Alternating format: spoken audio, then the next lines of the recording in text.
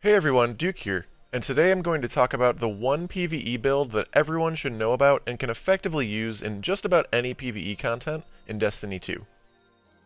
This build will give you an introduction to both the Charge with Light system, as well as the Warmind Cell system. For those that are already creating builds using both of these things, you're almost certainly going to already know everything I'm going to talk about in this video.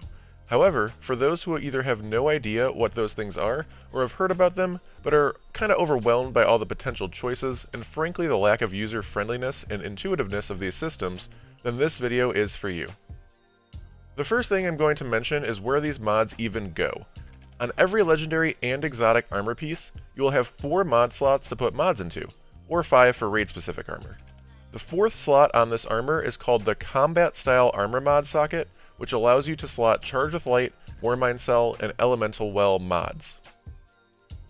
There are a large number of these mods, with a wide range of mod costs and creative use cases, but as this is a super basic introduction guide, we are going to focus on 3 specific mods in this video that are extremely strong in almost all situations.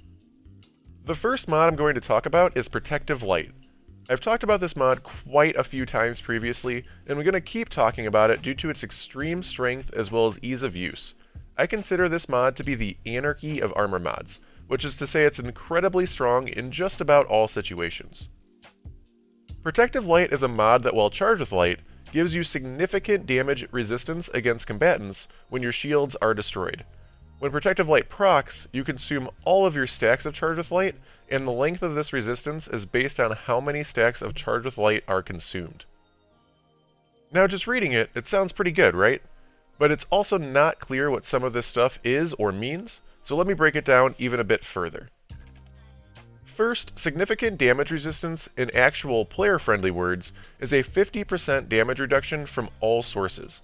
You heard that correctly, 50%. That means that while Protective Light is active, you take half the damage you normally would.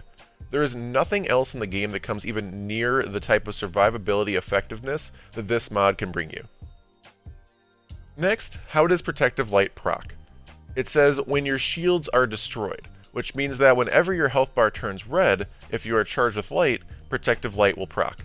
This is actually extremely strong and beneficial as well, because when your health bar turns red, well, that means you're close to dead. You know what sounds like it would be pretty great when you're getting low on health? How about taking 50% reduced damage? There's very little waste on this mod due to it only proccing its effect when you're in danger of dying. And finally, how do you become Charged with Light? That brings me to the second mod I'm going to talk about today, Taking Charge. This mod gives you 1 stack of Charge with Light whenever you pick up an orb, up to 2 stacks. You can actually max out at 5 stacks using some other Charge with Light mods, but I promised this was going to be a super basic and easy starter guide. Any and all orbs work for this, including both orbs created from teammate supers, as well as masterworked orbs for getting multi-kills with your masterworked weapons. Side note, please masterwork your weapons that you use frequently.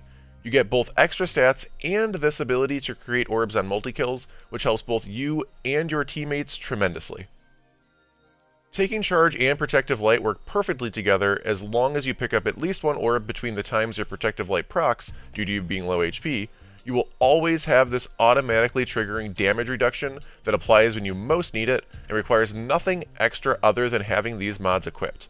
There is legitimately zero PvE situation in which I would not recommend to be running both of these mods in. The final mod I'm going to talk about today is Global Reach. This mod is a little bit more use case specific than the first 2, but is absolutely deadly for those that like to slay out and kill hordes of enemies. Global Reach is a mod that will allow your 7th Seraph and Ikelos weapons to spawn Warmind cells, and also causes larger area explosions when you destroy those cells.